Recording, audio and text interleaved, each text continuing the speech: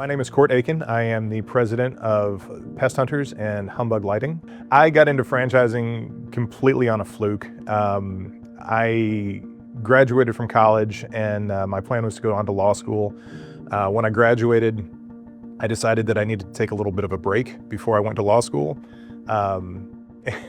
Much to my mother's chagrin, I went off and applied for a job with Cold Stone Creamery back in the early 2000s, very early 2000s, just to get some experience under my belt, some business experience under my belt.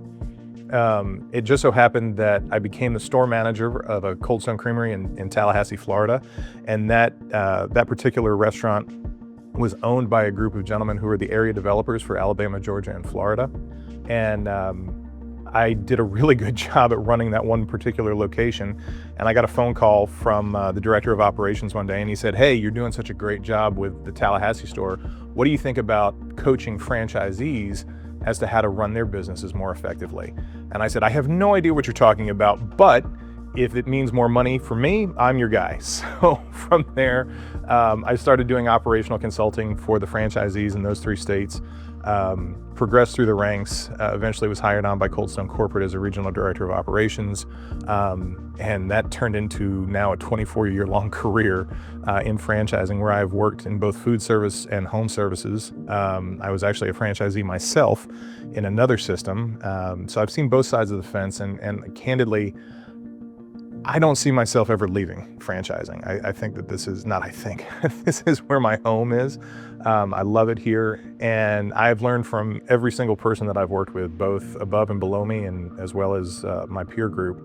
My experiences early on, as I mentioned, I really didn't know what franchising was. If you had asked me when I first got involved with franchising what franchising was, I would have said, Burger King, McDonald's, Wendy's, but I didn't know what it meant. But luckily, and I'm very happy to say that I've had the opportunity to learn from true giants within the industry.